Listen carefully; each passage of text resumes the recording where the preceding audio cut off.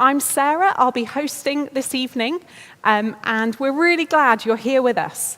Arena is a space for people to ask questions. We love questions, whether they're big questions, small questions, whatever you want to ask this evening, please feel very free to do that. Let me run us through the way this evening's going to work.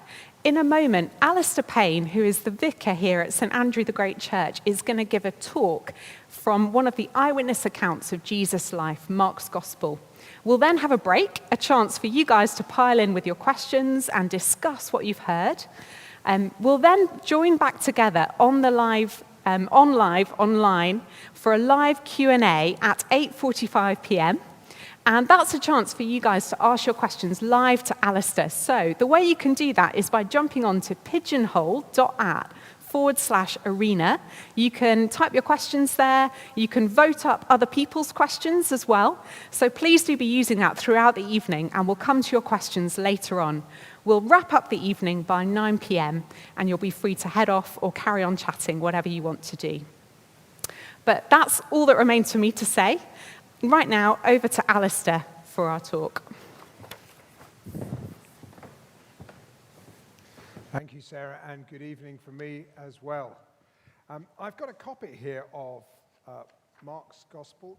It may be that you've got one where you are, and if you aren't near one of those, perhaps you've got a whole Bible. You can find it there in the contents page. And if you haven't got one of those, go to Bible Gateway, which is an online Bible which you can look at. My welcome too. And this evening and in the next 3 evenings, we're going to be going over the very essentials of Christianity, including what it means to be a Christian. And Arena at Home is for anybody. Everybody's most welcome. It might be that you're somebody just wanting to brush up on the essentials of the Christian faith, or it might be that this is an entirely new quest for you. Maybe you've come as a result of a conversation with a Christian friend, and you've begun to realize that there's something here that you'd like to investigate. Wherever you've come from, or for whatever reason you've come, you're most welcome. As Sarah's mentioned, I'll give a talk now, and there'll be an opportunity to read a little bit of Mark and then have some questions together. And you may ask, well, why are we doing this from Mark's Gospel? What is Mark's Gospel? Well, it's one of 4 accounts which we have, Matthew, Mark, Luke, and John, of the life of Jesus of Nazareth. We could equally well have done one of the others as the basis for this course, but Mark is the shortest and gets straight to business. But we want to do it from a gospel like Mark, because what we're talking about here at Arena is not Christianity according to me or Christianity according to our church or the Church of England or anything like that, but standard Christianity as told us from the very first century, from the period that Jesus himself lived in. Mark's Gospel is read by people all over the world and has been for many centuries. This book was probably written within a generation of Jesus' own lifetime. Tradition has it that the main source for the book was Peter, who was one of Jesus' original disciples. Mark wrote his gospel in Greek, but you have a reliable English translation compiled from many different manuscripts. And I'd encourage you to read this for yourself, perhaps in between these Mondays, and you can check out what it is that I have to say. Now, this evening, I want to start with the very, very first sentence in the book, the beginning of the good news about Jesus the Messiah, the Son of God. And I want just to mention 3 things here which Mark wants us to know right at the start. And here's the first. Christianity is about Jesus. Mark's Gospel is really a kind of biography of Jesus, not the whole of his life. Mark doesn't include the events of Jesus' birth, which are there in 2 of the other Gospels. Mark just picks up when Jesus starts his public ministry. But it has a sort of biographical format, his life and his death. Jesus, who lived roughly between 0 and 33 AD, who had a public ministry of about 3 years before it was cut short by crucifixion. And Mark says he's giving us the beginning of the good news about Jesus, this person. You know, I think it's very easy when we think about Christianity to think of the institution of the church, or ceremonies, or cathedrals, or organs, or that kind of thing. But in fact, this is about a person. I remember years ago, I was rung up by a salesperson selling double glazing at home, and he said, I want to talk to you about double glazing. I said, well, I'm not really the owner of the house I'm living in. Oh, he said, why is that? I said, well, actually, I work for a church and I live in a house that comes with the job. Oh, he said straight away, I'm afraid we don't do stained glass double glazing. That was his immediate impression. Christianity is to do with certain kind of art and architecture and that kind of thing. Or we might think that Christianity is about a philosophy, or morals, or a way of life, or justice for the poor, commandments, no adultery, no lying, and that kind of thing. All those things are important. But the thing Mark wants us to get in the first instance is that his message is about a person. In fact, the way that Christianity is rooted in the person of Jesus is more rooted in its founder than any of the other world faiths. In the other world faiths, you do have big figures who are the sort of founders, but the focus is more on their teaching than it is on them as a person. But Mark wants to take us to the person of Jesus Christ. And that's the same approach in all four of the Gospels. Following Jesus, the camera walking through the life and ministry of Jesus. If you want to understand Christianity, the first thing to get straight, Mark wants his readers to know, is that it is about the person of Jesus. Now, the second thing, and this is very striking, is that Mark claims that Jesus is actually the Son of God. He says the beginning of the good news about Jesus the Messiah, the Son of God. Now that is a momentous claim to make. Mark is claiming that there is such a person as God, and he has a son, and that Jesus was or is that son. He calls Jesus not just a son of God, but the Son of God, implying that he has a unique position. There is only one Son, and Jesus is the Son of God. That there should have been a person walking in this world who is the Son of God is the big claim that Mark is making right from the very off. I remember once when I was visiting the area around the Sea of Galilee in Israel, and I remember looking out across that waterway at night time and seeing the full moon hang in the sky and thinking, could it possibly be that the same one who was involved with the creation of the moon and the stars in the sky actually walked on the shores of this lake? That's what Mark is claiming about Jesus. And of course, if he's saying that the Son of God, Jesus really was the Son of God, we begin to see why he's so interested in him as a person. Because in and of itself, it's a momentous thing that God's Son should walk on this planet. I remember, I haven't always been a Christian. I remember in my teenage years being an atheist and having lots of kind of arguments, sometimes around the family supper table, about whether there was a God or not. We could never really make progress in the truth claims of different religions. It all seemed rather airy-fairy. And then when I came to university and for various reasons started to investigate Christianity, actually through going on a series of talks a bit like this, a series of meetings like this, I began to encounter these claims. And then I thought, there's something I can begin to get my teeth into here. The claim is that God hasn't left us in the dark, but he's actually given his Son to come into the world to show us what he's like. Now, about Jesus as a real historical figure, there is no doubt. We have the four biographies of him, Matthew, Mark, Luke, and John, which are bound together in the Bible. But Jesus and his followers are also mentioned in contemporary records by Tacitus and Pliny and the Jewish historian Josephus. And we know from these the basic facts. He was born in Bethlehem. His public ministry was up in the area of Galilee around Nazareth and Capernaum. And his life was ended with the horror of crucifixion during the Passover feast in about somewhere between 30 and 33 AD, where he was put to death under the Roman governor Pontius Pilate. Those are the sort of bare bones historical facts. And if anybody doubts the historical existence of Jesus, well, how do we explain the enormous impact, the ripples that traveled out? Something momentous happened in that first century, and Jesus was the person behind it. That's one thing, though, but to actually say he was the Son of God is a much bigger claim to make than simply that he was a man. And the question naturally springs to mind, well, Mark, why are you saying that? What grounds have you got for that assertion? Now, it's so important to say that Mark is not saying Jesus is the Son of God simply because that's the way that Mark was brought up. Mark, like his fellow gospel writers, Matthew, Luke, and John, they were all first-generation Christians. They hadn't been brought up to believe in Jesus.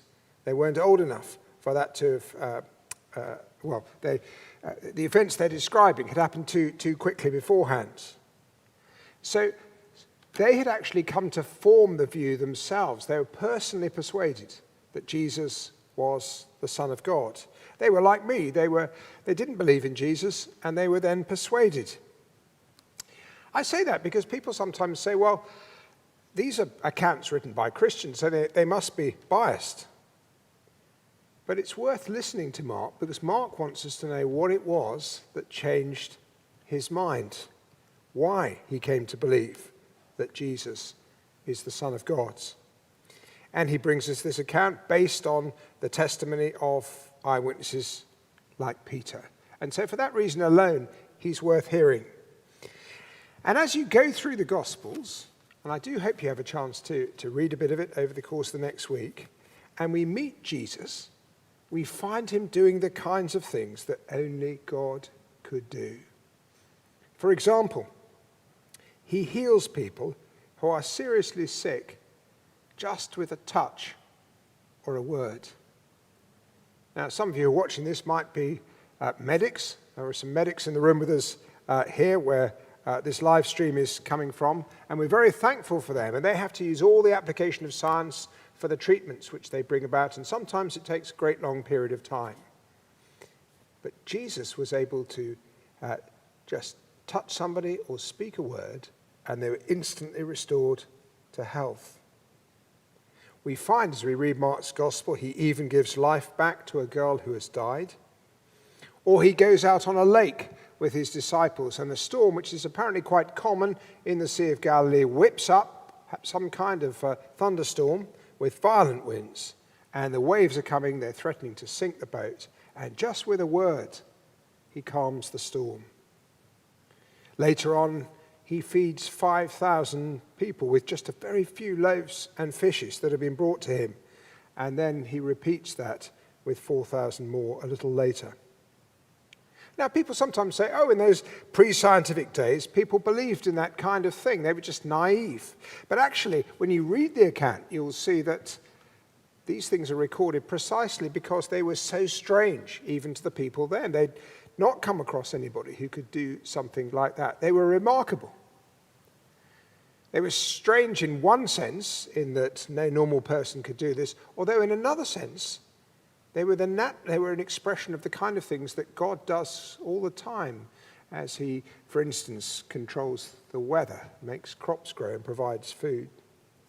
And the question arises, well, who can do this other than the one who has the power of the Creator of all?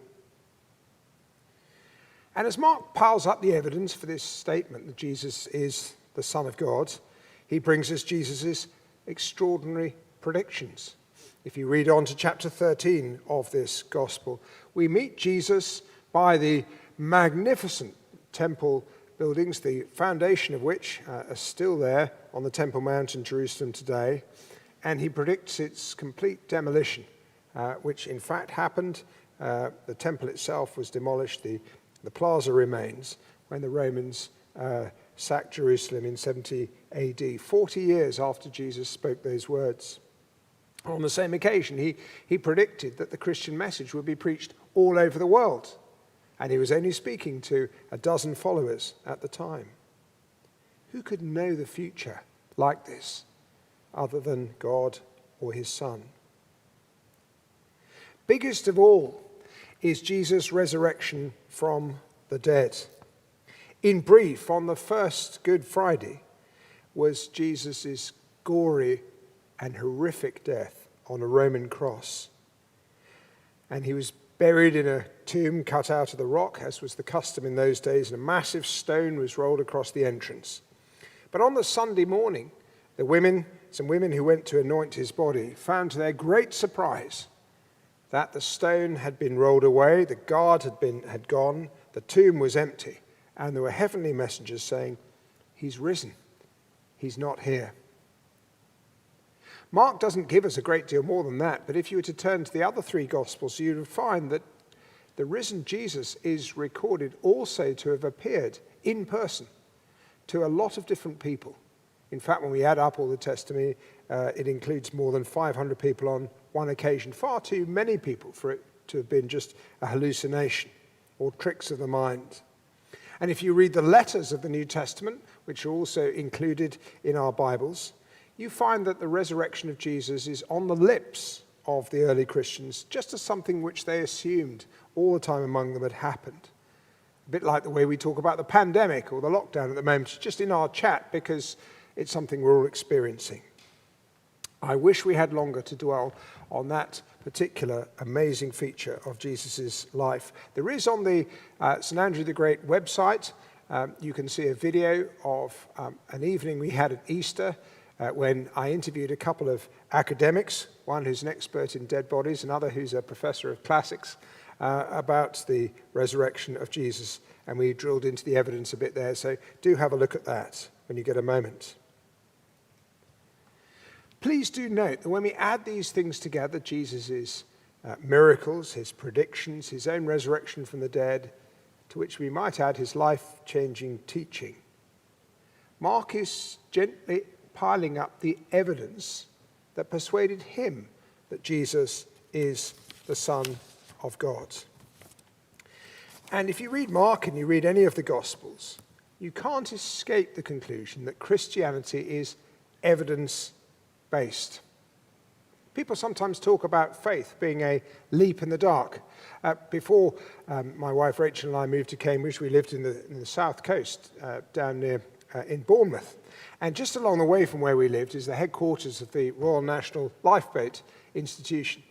And they have an amazing training facility there where people learn how to do sea rescues. And one of the things they have in this thing that's the size of an aircraft hangar with a giant tank of cold seawater in it is they make the trainees, they turn off the lights and they have to jump from a platform into the sea or into this tank with simulated waves. That is a real leap in the dark. Very unpleasant. But Christianity isn't a leap in the dark. The gospel writers are setting out to make a case, to share with us what persuaded them in the first instance, persuaded them so much that these things were true that they were willing, in the case of many of them, even to die for the truth of what they'd come to experience. And the message of these Monday evenings is not, you've got to believe all this stuff straight away, but take this seriously, investigate it, look at the reasons. And that's the question to be asking as you read through this gospel. Does this add up to a convincing case that Jesus really is the Son of God? Just a third thing to mention, again from this first sentence there in Mark's gospel, is this. Mark tells us that the message about Jesus is good news. He says the beginning of the good news about Jesus, the Messiah. The term good news normally implies some relevance to us. If something's good news, it's going to do us some good. So it's relevant, and it's relevant to us in a good sense. And right from the off, again, we meet Jesus bringing people nothing but blessing. The people who meet Jesus that we read about in the pages of Mark's Gospel are often people to whom he did enormous amounts of good. I've mentioned already the healing of the sick, the raising of the dead, the feeding of the hungry, the calming of the fearful.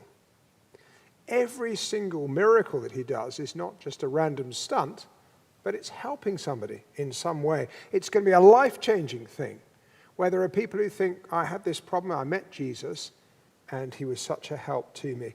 From beginning to end of this gospel, we meet a man who not only has these extraordinary powers, but always uses them for the good of others. And the problems that he confronts and deals with are the deepest problems we face. Disease, death, fear, the horrible influence of the devil in people's lives. All of these, we find, are things that he can deal with. And who showed us that he can deal with it, not with an empty claim, but by actually doing it in practice. It might be that you've heard that Christians are looking forward to a brilliant, perfect world in the future, which God has promised to bring, with no more tears, no more suffering, all the beauties and wonders of this world, but with the things that mess it up done away with.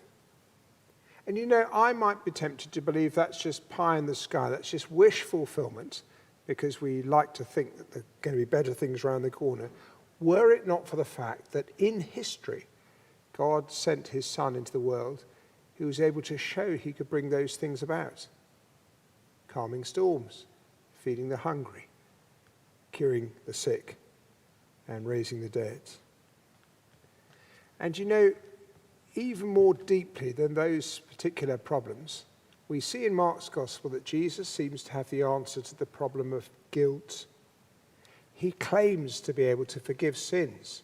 And if you get as far and you're reading as chapter 2, you'll read about an example of where he pronounces forgiveness on a man and demonstrates his ability to make that claim by doing a physical healing as well. And later on in the Gospels, and we'll come to this in a couple of weeks' time, we discover how it is and that Jesus is able to forgive sins and what he did to make that possible.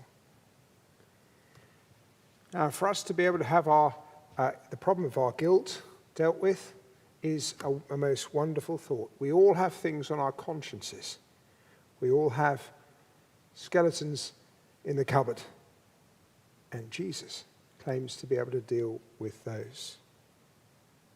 And put all this together with his resurrection and the fact that he's alive today, that lies behind why Christians say that Jesus can be a living friend to us. It's worth asking a Christian friend why Jesus is such good news for them. But on that note, I'm going to finish this part of the evening, and I'm going to hand over to you to have a little look at a section of Mark. There's a section of the calming of the storm in chapter 4 for you to have a look at, to read together with a few suggested questions, and then we'll meet again before long for questions and answers that you want to send in. So see you before long. Thank you. Well, welcome back. We hope you had a great time discussing and asking questions. We've had some questions come in already. Now is the time to jump onto pigeonhole.at/arena if you have questions that you haven't asked yet. We'd love to have loads of questions in. Alistair's here ready to answer them as best he can. Head on to pigeonhole.at/arena and you can type your question in there, or you can also vote up other people's questions if it's one that you would like answering. So get on there now, post your questions, and we'll get going with some right now as well. Alistair, let's start with a question about Mark's account, because you said Mark based his account on eyewitness testimony, but this question says, how can we know what we have now is accurate? Thank you. That's such an important and such a good question. One of the conventions of people who wrote histories in the time that Mark was writing, the first century, was to use names as a clue to their sources. And Mark, for instance, often mentions Peter, which corresponds with the earliest church historian, a chap called Papias, who was the first person writing back with the history of the early church after the Bible was finished. says that Peter gave his account to Mark, so that corresponds quite nicely. Now, if it's largely derived from Peter, that is from somebody who is there right in the thick of the events. And those are the most interesting memoirs, aren't they? It's like reading something from the White House by somebody who's in the Oval Office all the time. Very interesting. Yeah. So that's the key thing, is how close were the sources to the events that they describe. I think a second thing I'd want to say is to say that Christians have always wanted to put a high value on the telling of the truth. Honesty is a matter of morality and godliness. As I said earlier on, these guys became persuaded by the events. It's not that they already believed and they've made up the events to fit in with that. Thanks, Alistair. There's a question here about truth as well. Let me find this one. Okay, here's the question. If this is true, why don't more people believe it? Thank you. Well, the first answer to that is actually a lot of people do believe it. And Christianity, although it doesn't have, there's not a massive proportion of the population in this country are Christians, there are still quite a lot, and in other parts of the world growing very, very rapidly and has done over 20 centuries. So that's the first thing. In my experience, I think one of the main reasons is that they've never really had it properly explained. If I can speak from experience, I was an atheist in my teenage years until I came to be a student here in this university, and I rejected the whole thing. But I began to have some doubts about my atheism and thought I'd look into Christianity, and about the first thing that I discovered was that I hadn't understood what I was rejecting. I had lots of misconceptions about Christianity, and it was simply a question of going through a gospel like Mark that changed my mind. And so we're longing for lots of people to do that.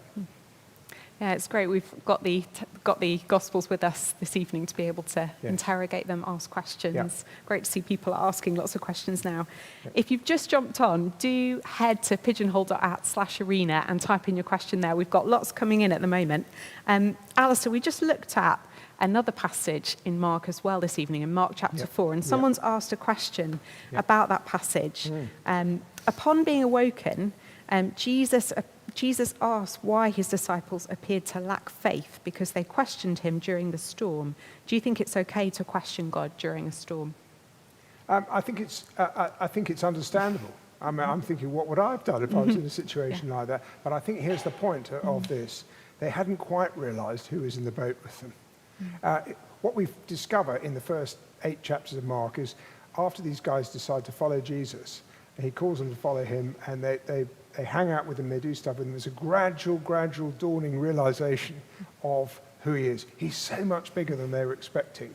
And they're still at an early stage. They just haven't realized that they're actually in the boat with the Son of God. So that's the point about them lacking faith. Oh, thanks, Alistair.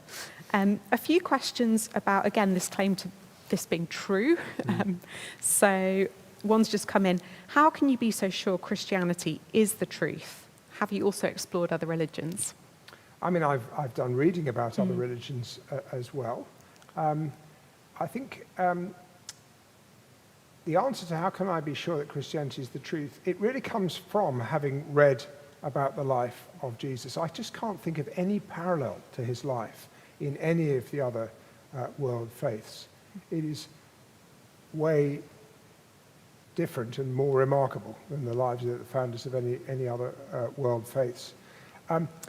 We're going to look at some of this evidence as we go through these 4 Mondays. One of the things I'll be talking about next week is the backstory to Jesus, the fact that actually the Bible doesn't start with Mark's Gospel, but you've got centuries of books written before Jesus came that have a growing expectation, all of which point with uncanny accuracy to the events of his life. Now that to me is a big point, it's the truth of what we're reading.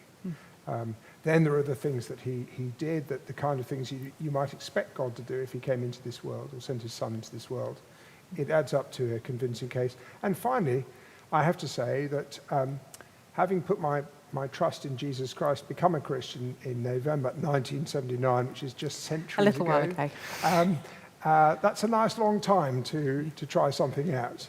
and I haven't been asking for my money back, so to speak, I found that actually the Bible goes on, and Jesus in his teaching goes on explaining life in the world as I encounter it. That's interesting. You're talking a bit about your experience, Alistair. There's someone here who's asked a question about their own experience. They've said, I'm intrigued by some of the things I've seen about Jesus, but struggle to reconcile this with what I've experienced at the church. Any thoughts? Well, it's a good question, and it is a sad fact that Jesus' followers have often let him down.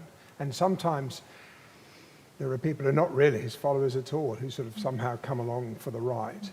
One of the things you'll notice as you read Mark's Gospel is how Jesus actually has to be quite critical of many of the religious people of his own time who are following a false religion which was different from God's standards, and he's warning us, sadly, that will be a fact of life. I'm afraid I also look at my own life. I'm a Christian, but I don't live as a perfect advert for Christianity, and I'm sorry for that. And that's true of all of his people, and that's why I want to say get back to the founder himself. It's great. We've got that opportunity to actually do that and explore it for ourselves over the coming weeks, isn't it? That's really great. We've got a little bit more time for some more questions, so if you haven't yet asked your question, do jump onto pigeonhole.at/arena, and there's still time to post some more in. Alistair, we've got another question here about the good news point that you made. Yeah. I think you said this is a claim about good news. Here's a question about that. On your point about the news about Jesus being good, surely that depends on your point of view. The people who killed him didn't think it was good news. How can it be good news for everyone? Yes, I mean, they didn't think he was good news. They were very threatened. It was out of envy that the religious authorities handed Jesus over to Pontius Pilate for him to be crucified. He was attracting big crowds, and presumably by implication they weren't. They felt a bit out of control. But that doesn't mean that it isn't really good news for those who seek him. I think the thing about Jesus is he comes into the world as Mark presents him as the Son of God and as our King and our Saviour. He's terribly good news if we're willing to accept that. But we do find in the Gospel people who reject that, and for reasons like that. And so the warning is for us, do think carefully before we reject him. And he is very good news for those who receive him. Very, very good news.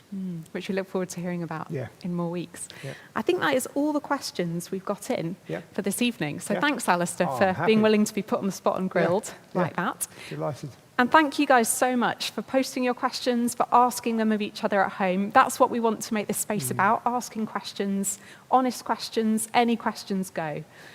So thanks for joining in this evening. We're back again next week for more of the same.